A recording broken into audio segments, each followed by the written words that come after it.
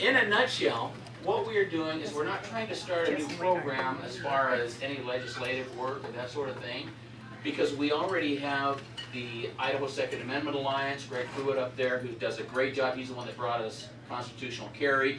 We have Idaho Carry, which is also, they have an attorney and they're working on legislation.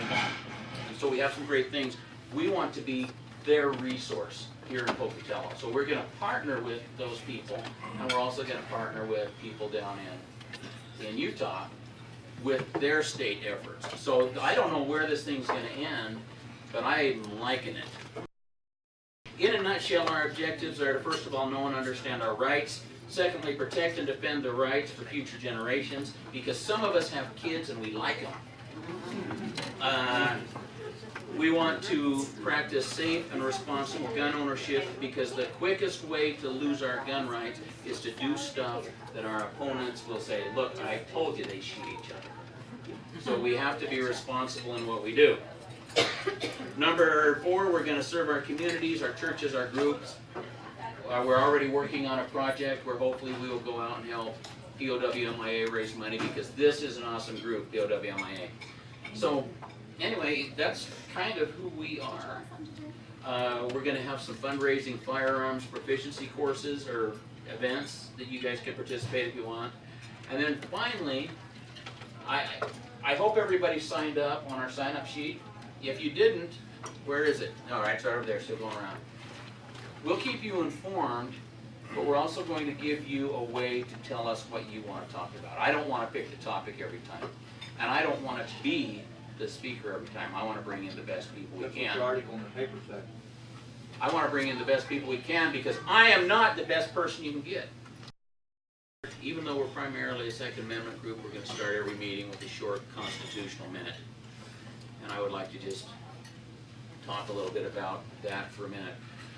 Now, don't raise hands, I'm not trying to embarrass anybody, but the First Amendment of the Constitution and the Bill of Rights names 6 rights that are affirmed by the Constitution that we have, that we can exercise on for our own protection. Can you name 6? Okay. So my question is, You gotta get my mind in the right direction. my question would be this: how do we defend the rights if we don't know what they are? And that's going to be kind of what we're going to be working on. So, and I just want to share a real quick real quick story. It was last summer. I got a call from Representative Heather Scott. Now she's way up in the Panhandle, and she's one of the best legislators that we have in our state legislature. And she called me up and she says, we have a problem. We have a veteran who has never had any mental problems. He has never had any criminal issues. He had a minor stroke, and the VA, at the stroke of a pen, without any judges involved or anything, the VA at a stroke of a pen have decided that they're going to come out and take away his guns. This is what we can do if we have power. You see, what we need to understand is the Founding Fathers said that we, the people, are the final arbiters of what's right and wrong. That we're the final arbiters of what is constitutional. And so we went up and did that. And when the VA showed up, I just wish I could have been there, because it was a one-day get-together thing and I couldn't get that far north. But when the VA showed up, the sheriff was there, and our legislature was there, and 100 citizens were there, and the sheriff walked up to the VA and said, this is my county. I am sworn to uphold and defend the Constitution. If you ever come back to this man's house without a signed warrant, you will all go to jail and get out of my county. And they have left him alone. His Second Amendment right has been secured. And that's the kind of things we can do when we understand. Wait a minute. Who does that put the burden on? It puts it on us. Because what do we have to do? Before we can defend our home, we have to establish that he's there to do some great bodily horrible thing. Who thought that stupid jerk out? Colton? So do you have to have proof? Well, it depends on the judge you get. See, here's the problem we have. You get the right judge, he's going to be common sense. You get some that we're going to talk about right here in Pocatello in a few minutes, you could be toast. you could be toast. So here's what you have to do. The guy breaks into your home, and you say, "Are you here to do bad things to us?" And if he says, "Yes, I am," you can do what you want.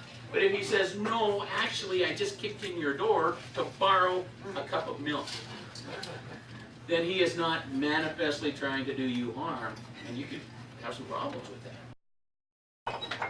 Okay, item 3.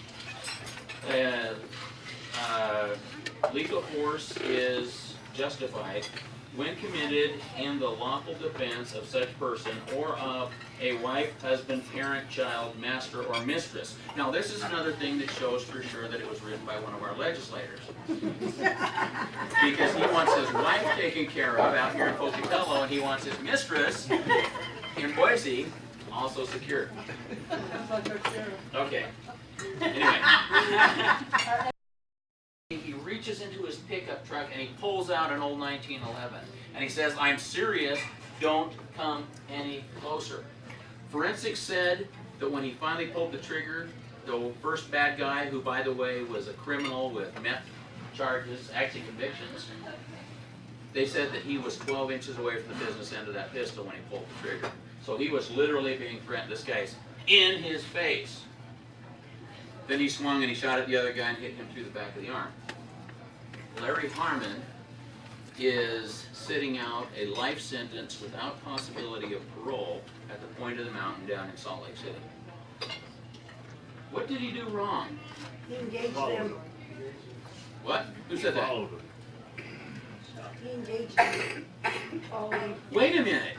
If somebody's doing that kind of crap in your neighborhood, do you have a right, a lawful right to go and ask them what they're doing? So did he break the law by going and talking to them? No. You had a comment? His mistake is he didn't kill the other one too. He left witnesses. Well, yeah. That's true. There is that.